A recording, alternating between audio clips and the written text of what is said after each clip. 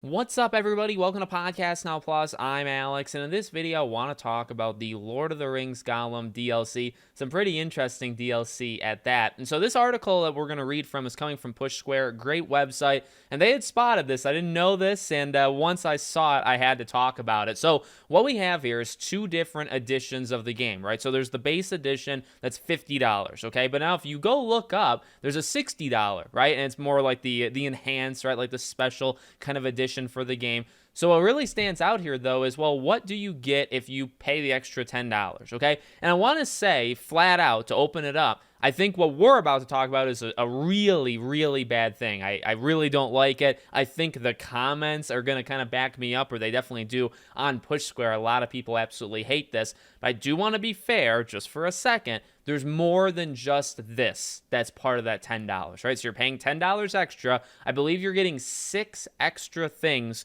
with this being one of those 6. Now, this is awful, but there's still 5 more things. So you could say, well, is the $10 worth it? It still could be worth it, but my issue here is you just don't do something like this. So what is this? It's literally voice lines. It's voice lines for background characters. And so let's read what the article is talking about here. So one of the things that comes with the bundle is the Sindarin VO, voiceover, bonus with the base game along with other DLC packs. Okay, so now people are getting upset, and they say additional voice acting in the Elvish tongue of Sindarin done by professionals and made for Middle-earth diehard fans. Now, other outlets have picked up this description, suggesting that the only way we hear the elves speaking in their native language is through this. However, in a statement, that's not the case. So basically, the developer told us that even if you just own the base game, the elves will still speak that language when necessary. This DLC is designed to add extra flavor and atmosphere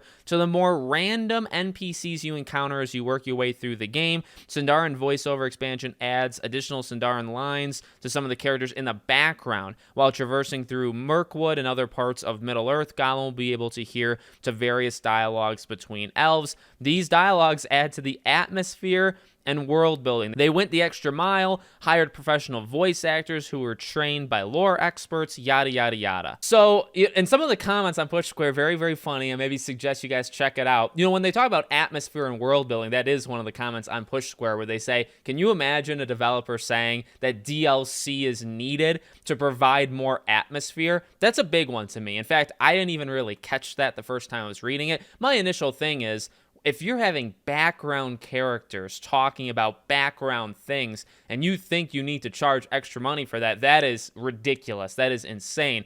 But on top of that, yeah, their excuse or their reasoning to it adds atmosphere, it's world building. Well, don't you think that should be in the base game? Look, this is a game that's already gotten a lot of heat, right? For me, and I mean, just to be flat out honest, it doesn't look all that great. I'm probably going to get it. It actually comes out, late May. It's a little bit busy around late May, early June, Diablo and such, but I'm probably going to get it. It's never blown me away, not once. And the delays, and you could even look at a lot of the YouTube videos, not a lot of likes, a lot of dislikes on a lot of these videos of this game. I don't think the overall population likes this game all that much. Now, it's a smaller-ish game. I don't know if I would call it indie. I don't actually know what you would call it, but it's definitely not, I think, the standards of a AAA game, and that's okay. Okay, when it comes to Middle-earth games, number one, I think we're going to get more Middle-earth games in general. Number two, they don't all have to be AAA games, okay? And you can do all sorts of different genres of gaming. Totally understand that, and I would play that. By the way, I'm not even that big of a Middle-earth fan, but I actually have always really appreciated at least some of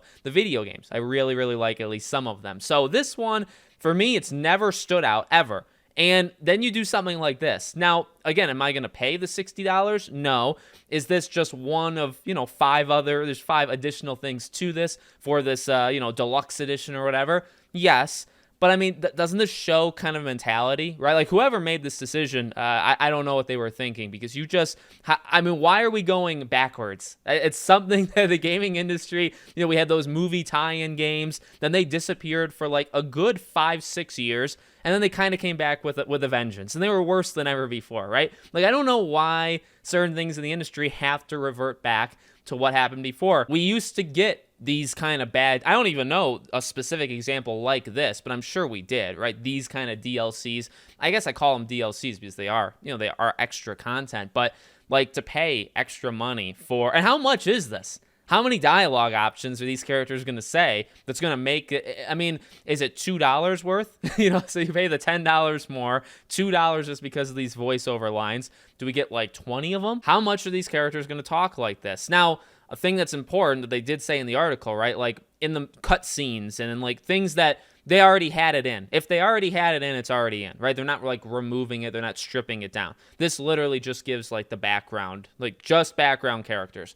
And it's like, I get by saying the excuse like that, or you're kind of deflecting. You're saying, well, it's just background characters. Well, doesn't that make it even more pointless to charge people? If it's characters that you may not even stop to listen to, and all they do is world build, well, shouldn't world building should be in the base game? You shouldn't need to charge extra money for it. So this is not a good look. I don't know how many people know about it, granted, but also, again, not many people are interested in this game. So this is just a really bad look on top of the game already being very up and down, right? Again, I'll probably end up getting it. I'll definitely let you know my thoughts, probably on podcast now on the main channel, but let me know what you guys think in the comments. Is this stupid? Maybe I'm overreacting. Is it fine? Let me know. Make sure you guys are subscribed, bell icon turned on. I hope to see you all on the next one.